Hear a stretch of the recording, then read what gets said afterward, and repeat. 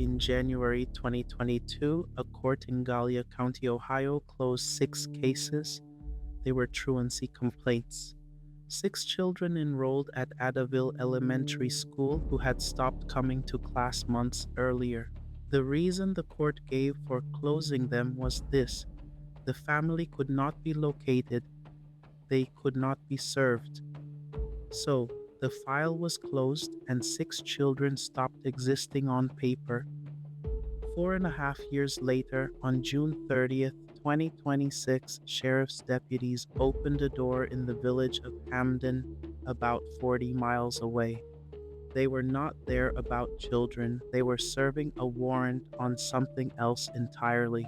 Inside, they found 16, ages 20 months to 18 years. 7 of them went to hospital that day, 2 were flown to trauma centers in Columbus. Vinton County is the least populated county in Ohio. 13,000 people, no stoplight in most of it. The house was a rental built in 1900, 1,300 square feet with only one bathroom. Living in it, 16 children, their parents, Gary Siders Jr. and Elizabeth Siders, and their grandparents, Gary Siders Sr. and Christina Siders. Investigators say the children spent most of the previous 4 years inside a single room measuring 12 feet by 12. They described it as containing human waste and rubbish. Vinton County Sheriff Ryan Kane described the conditions publicly. Ohio's Attorney General Andy Wilson used 2 words: pure evil. The warrant that brought deputies to that house was not a child welfare warrant. Nobody had called about the children. It came out of a separate investigation, a set of indecent exposure allegations against the children's father. 16 children were found because of something that had nothing to do with them. 7 children were hospitalized, 2 were airlifted, all 16 were taken into state care. Thomas Billington is a reporter with WOUB who has covered the case since the first day. In an interview with the Ohio Newsroom, he described something officials had disclosed about the eldest. She was 18 years old. She could not read. She could not spell her own name. 18 years in Ohio, in a country with compulsory education. And that is the point where this stops being a story about one family and becomes a story about a system. Because Ohio, like most states, allows homeschooling with a notification to the district, not an inspection, but a notification. Once a child is withdrawn from school, in practice, almost nobody lays eyes on them again. Investigators have said the family appears to have largely avoided creating medical and government records at all. No doctor visits, no paper trail, except there was one, and it was in Gallia County.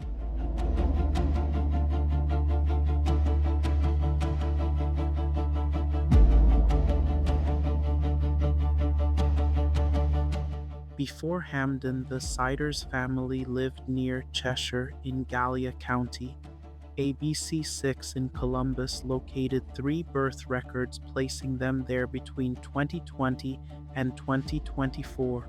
A neighbor down the road, Melissa Edmonds, told the station she barely registered that they'd gone.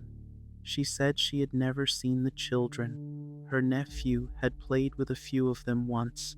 She thought maybe 2021, maybe the summer of 2022. Nobody was sure, but the county had seen them. That's the thing. ABC6 obtained juvenile court records for 6 of the children. They had been enrolled at Adaville Elementary. During the 2021 to 2022 school year, truancy complaints were filed. The records state the children had not attended for months. And in January 2022, the court closed those cases because the family could not be located and could not be served. The state knew these children existed. The state knew they had stopped attending school. The state opened a case about it, and then the state closed the case because it could not find them. A BC6 asked the Gallia County Sheriff's Office whether deputies followed up after the children could not be located. As of their reporting, they had received no response. The Gallia County house sold in May 2026, 1 month before the raid in Hamden. The new owner, Bruce Gullick, was renovating it when reporters found him. He described what was inside: children's clothes in the attic, stuffed away, he said, like someone was living up there. The rest of the house, in his words, was urine and human and animal waste throughout, which means whatever was happening in that 12 by 12 room in Hamden, according to the man who bought the previous house, it did not start in Hamden. It moved.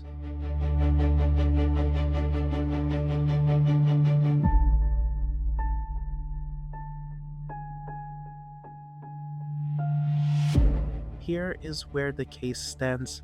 As of early August 2026, all 4 adults have been charged with 16 counts each of endangering children, 1 count per child. All 4 have pleaded not guilty. None of them has been indicted. The grand jury has not yet returned anything, in part because Vinton County only seats 1 every other month. All 4 defendants have now requested competency evaluations. Gary Siders Jr., his parents, and the children's mother, Elizabeth Siders.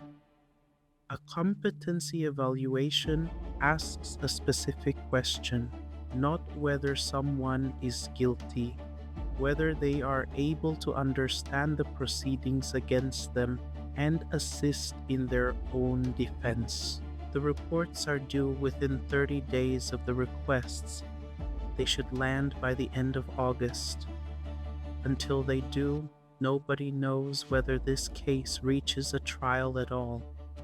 There is one more thing, and it explains why the details in this case have been so thin. Vinton County Judge Lena Rogers has issued multiple gag orders. The request came from an attorney for Gary Siders Jr., who argued that public comments by officials could prejudice a jury. The specific comments he pointed to were the Attorney General calling the case pure evil and the sheriff's public description of the conditions.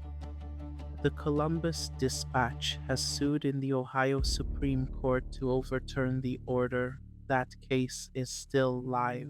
16 children are now in state care.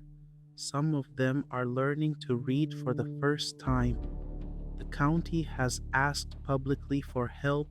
It does not have the resources to house them or to prosecute this. The reporter who has covered this from day one said something, that there's a sense of shame among them that they weren't able to help and that they're now trying to. But back to January 2022, to a case filed in a courthouse in Gallia County marked closed. 6 children had stopped going to school. A court noticed, a court filed, and then a court gave up because it couldn't find the address. The question that wants to be answered before anything else is the one ABC6 put to the Gallia County Sheriff's Office and did not get a reply to. In 2022, did anybody go looking? If you know how a child disappears from a school roll and nothing happens, share in the comments. And if you want the rest of the archive, the records, the files, the cases nobody followed up, Subscribe to Underworld Archive.